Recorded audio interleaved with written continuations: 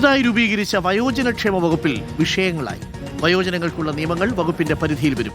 വയോജനങ്ങൾക്കുള്ള Kerala state കമ്മീഷനും വൃദ്ധസദനങ്ങളും വകുപ്പിന് കീഴിൽ വരും. വയോജനക്ഷേമത്തിനുള്ള നയങ്ങളും നടപ്പിലാക്കും. ഹരിമോഹനുണ്ട്. ഹരിമോഹൻ, വയോജനക്ഷേമ വകുപ്പ് ഈ സർക്കാരിന്റെ ആദ്യ പ്രഖ്യാപനമായിരുന്നു. അതിൽ വകുപ്പിന്റെ രൂപം എങ്ങനെ, വകുപ്പിൽ വരുന്ന വിഷയങ്ങൾ എന്തെല്ലാം എന്നുള്ളതിനെ കുറിച്ച് ഇപ്പോൾ ധാരണയായി, ഉത്തരവിറങ്ങിയോ?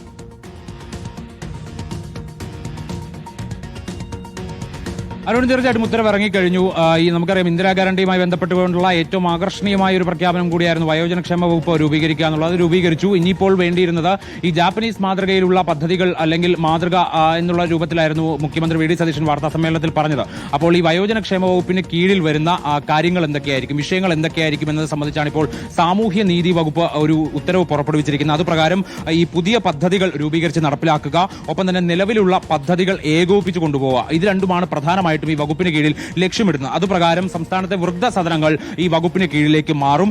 രണ്ടാമത്തേത്, നിലവിൽ ഈ വയോജനക്ഷേമവുമായി ബന്ധപ്പെട്ടുകൊണ്ടുള്ള എല്ലാ നിയമങ്ങളും ചട്ടങ്ങളും വയോജനക്ഷേമ വകുപ്പായിരിക്കും ഇനി മുതൽ കൈകാര്യം ചെയ്യുക. മറ്റൊന്ന്, ഈ ക്ഷേമവുമായി ബന്ധപ്പെട്ടുകൊണ്ടുള്ള നയങ്ങൾ, അതിന്റെ നടത്തിപ്പ് പൂർണ്ണമായും ഈ വകുപ്പിനുണ്ടാവും. അതുകൂടാതെ ഈ കേന്ദ്ര സർക്കാർ സ്പോൺസർ ചെയ്യുന്ന ചില പദ്ധതികളുണ്ട് ഈ വയോജനങ്ങൾക്ക് വേണ്ടി.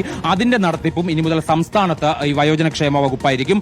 അതുകൂടാതെ പല പദ്ധതികൾ സംസ്ഥാനവും കേന്ദ്രവും നടപ്പിലാക്കുന്നുണ്ട്. അതിന്റെയും നടത്തിപ്പുണ്ടാവും. അതുകൂടാതെയാണ് ഒരു കമ്മീഷനുണ്ട് ഇതുമായി ബന്ധപ്പെട്ടുകൊണ്ട്, അതായത് Kerala state commission for the elderly എന്നുള്ളതാണ് പറയുക. അപ്പോൾ അതിന്റെ നടത്തിപ്പും പൂർണ്ണമായി വയോജനക്ഷേമ വകുപ്പിനായിരിക്കും എന്നുള്ളതാണ് പറയുന്നത്. ഇത്തരത്തിൽ പ്രധാനപ്പെട്ട പദ്ധതികൾ നടപ്പിലാക്കുന്നതിനും ഒപ്പം തന്നെ നിലവിലുള്ള പദ്ധതികൾ ഏകോപിപ്പിച്ചു കൊണ്ടുപോകുന്നതിനും വേണ്ടിയിട്ടാണ് ഈ വകുപ്പിനെ പ്രധാനമായിട്ടും ഉദ്ദേശിക്കുന്നത്. അതിനോടൊപ്പം തന്നെ സംസ്ഥാനത്തെ വൃദ്ധസദനങ്ങളുടെ നടത്തിപ്പ്, ഒപ്പം തന്നെ അവിടുത്തെ സൗകര്യങ്ങൾ, അതുകൂടാതെ അത് കൂടുതലായി രൂപീകരിക്കേണ്ടതിന്റെ ആവശ്യമുണ്ടോ തുടങ്ങിയ പഠനങ്ങളൊക്കെ തന്നെ വയോജനക്ഷേമ വകുപ്പ് നടത്തും എന്നുള്ളതാണ് കഴിഞ്ഞ ദിവസങ്ങളിൽ വ്യക്തമാക്കിയിരുന്നത്. എന്തായാലും ഇന്ദിരാ ഗ്യാരണ്ടിയിൽ പറഞ്ഞ ഏറ്റവും പ്രധാനപ്പെട്ട വാഗ്ദാനം നടപ്പിലാക്കുന്നതിന്റെ ഏറ്റവും വേഗത്തിൽ നടപ്പിലാക്കുകയും അതിന്റെ കീഴിൽ വരുന്ന വിഷയങ്ങൾ പെട്ടെന്ന് തന്നെ തിരിച്ചറിയുകയും അതുമായി ബന്ധപ്പെട്ട് സാമൂഹ്യനീതി വകുപ്പ് ഇപ്പോൾ ഒരു ഉത്തരവിറക്കിയിരിക്കുകയും ചെയ്തിരിക്കുകയാണ്. Okay, thank you. ഹരിയാണ് വിവരങ്ങൾ നൽകിയത്.